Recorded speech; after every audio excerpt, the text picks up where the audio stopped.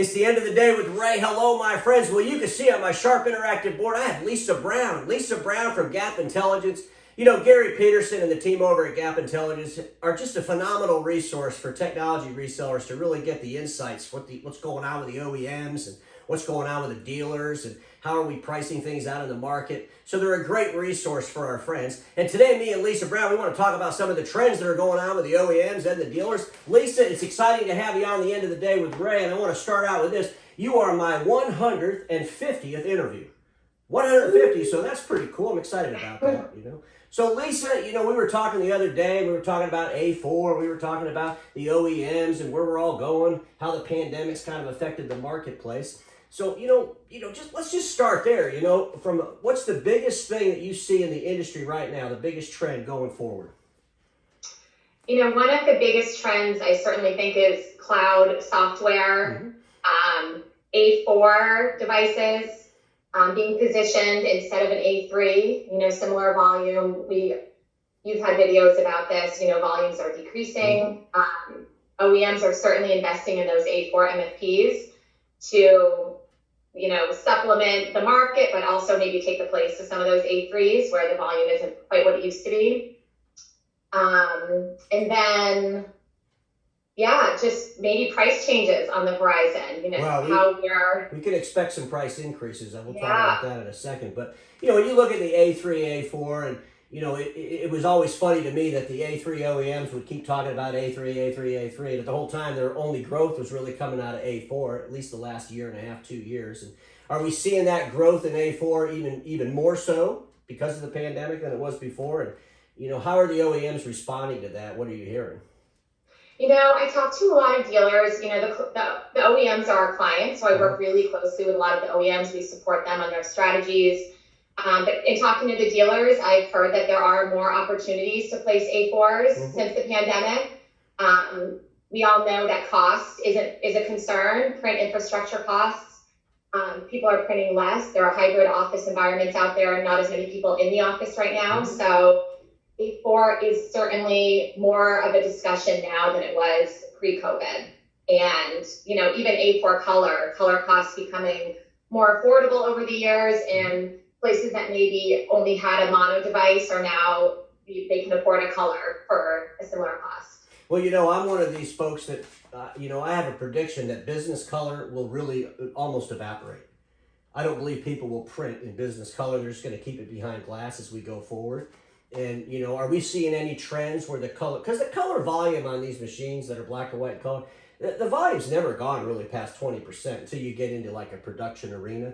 So it's never grown, and I'm convinced that we're going to start seeing it decline. Are you seeing any data, and are you looking for that type of data? So we don't collect usage, but certainly, we have calculations. We talk to dealers, and mono is still the majority. People are mostly printing monochrome. Color's nice to have, but the fact that the OEMs are investing in making those color CPCs and CPPs more affordable is helpful for dealers, and allows them to better, provide a cost-effective solution for someone that might want to print in color. It's always frustrated me. Maybe Gap can help with this. So, I'll listen to my friends talking about how much more the A4 cost per copy is. It's so much more, only because their ownership's allowed them to put A3s out there at 0.00 ridiculous. And when it's A4, they have to charge more. But when you look at, I'm a big NextEra fan, but, when you look inside the data and you realize that there's 3 calls on the A3 or maybe even 4 calls to 1 on an A4. And when we look at costs from the OEMs and they assume everything goes perfect, that the tech doesn't have to show up 2 or 3 times, and they don't factor in any of those costs. Are we getting a closer cost per copy using more data, or are we still kind of depending on what the OEMs tell us? Well, there is some data on our side that's showing that cost per copy is declining. So we collect contract pricing from a variety of sources in the US, and CPCs are on the decline between generations. So, the same device between generations is declining, plus just the average you look at, an A4 segment versus an A3, and CPCs are declining. So beyond that, we're seeing more more stability in the A4 CPCs. So A3s are declining at a quicker pace, and there's still a price delta, what I call. So like a difference between what a A3, lower end A3, lower volume A3 versus a maybe work group A4 or something, an A4 that could take the place of an A3, and there's still maybe a 20% difference between average click rates. So that's saying that, the A3 is still more affordable from a long-term printing cost perspective, but, and that's really just making it more cost-effective for a dealer to sell an A3. How much time do y'all spend with the actual end users versus the dealers or the OEMs?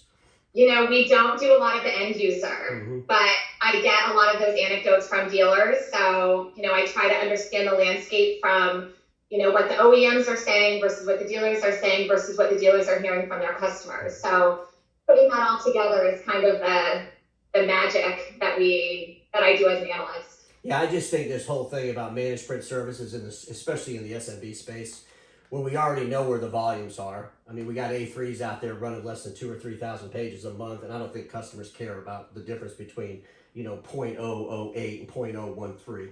And so a lot of that's our own, idiosyncrasies as salespeople. But, what's the biggest thing that you're hearing now because of the chips? So we have the chip crisis, we have, shortages of inventory, obviously, and we're going to also have price increases. So what are you hearing about the price increases first? Well, all of that is an interesting equation, an interesting trend right now. So you hear from the manufacturers that there are challenges with supply constraints. Freight costs are rising. You've heard about all those, the ships coming in that are delayed, coupled with, declines in page volumes. And it's no surprise that we're hearing about price increases at the hardware level from the OEM side.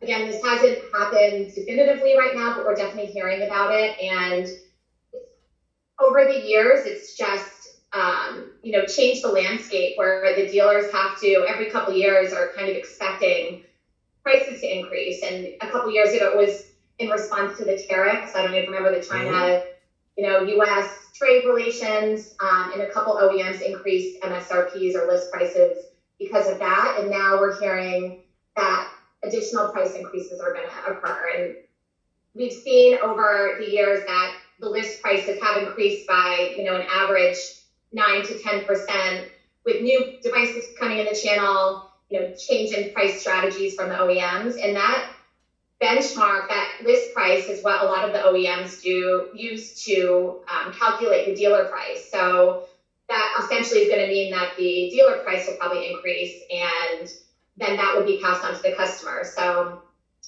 hopefully it'll be passed on to the customer, because I envision a war in pricing that we've never seen before. I mean, we still don't have enough consolidation going on.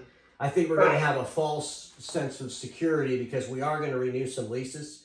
I mean, there is some pent up demand, obviously, and I believe that all the relationships inside the channel are 3 to 5 years, and I think in that 3 to 5 year time frame, we're going to start seeing a rapid decline from what people are buying and the dollars that they're spending. And the only way you're going to keep your revenues, you're going to have to raise your prices. You're going to have to lower your cost. And, now's the time that people really need to be paying attention to those things. But price increases are definitely going to happen.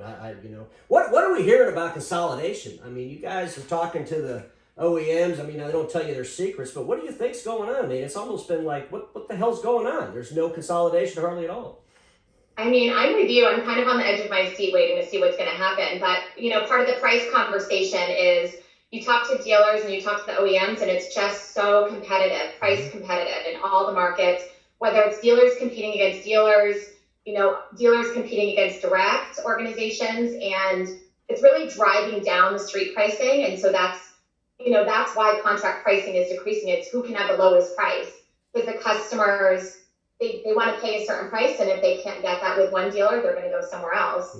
But I certainly think at some point, the OEMs are going to need to consolidate, the dealers are going to need to consolidate. There are too many places to go to buy technology. Yeah, way over supply versus demand, big time.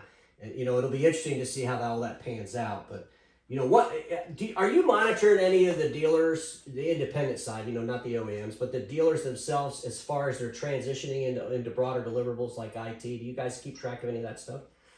I cover it from a high level perspective. We don't have a lot of data points on it, but that's part of the conversation is that page volumes are declining. We know that for sure. We know that costs are challenged, so pricing is challenged, and that's why dealers need to diversify into something other than just pure play copy print services. But you've had a lot of episodes on the IT front, and it's a tough business to get in for some of the dealers. Well, it's not a copier business, and a lot of them are trying to make a print business an IT business. But okay, you're an analyst. You've been with Gap Intelligence. It's an authority in the space, and if you take what the OEMs tell you, you take what the dealers tell you, just put all that to the side. Lisa, what do you see as an analyst? I mean, what is your own kind of predictions out there? What do you see coming? I certainly see more consolidation. I'm ready for one of the OEMs to, even someone that's more diversified, like a Sharp or, Kyocera, make some moves. And then the dealers, I was shocked a couple years ago when Staples bought Dex, and I see something like that happening again. And we heard rumors a couple weeks ago that there was going to be a big deal made in the channel, and it didn't come to fruition. So I think we're close, and some of these changes with a hybrid workspace, and we're still in the midst of what that landscape is going to be like post-COVID. So I think, in another year that we'll have some major changes once, once you've really figured out what's going to happen after the vaccine and people start going back to the office, or if they go back to the office. Well, I just think, Gap Intelligence is a great resource. Tell our friends how they can get a hold of you. Is it your website, if you want to throw that out there, and I'll put a link to it on this video as well. But, I think it's important that we use data to manage our business, especially in a declining marketplace, that's ripe for disruption, that's obviously has to consolidate. I mean, if the dealers aren't using data now, your OEMs are. So, don't allow your OEMs to be better suited for the marketplace than you are, because they might surprise you. So is there anything you want to add before we end? No, thanks for having me. The channel is an exciting place to be, the imaging channel, and I see a lot of bold changes coming. Well, I want to have you on again. We'll watch how things progress, but I'm sure we're going to have some news coming out pretty soon about these OEMs, jumping in bed with each other. We'll see what happens. Because, ladies and gentlemen, we all know this. Status quo is the killer of all that'll be invented. Don't get stuck in status quo, and I'll see you all tomorrow.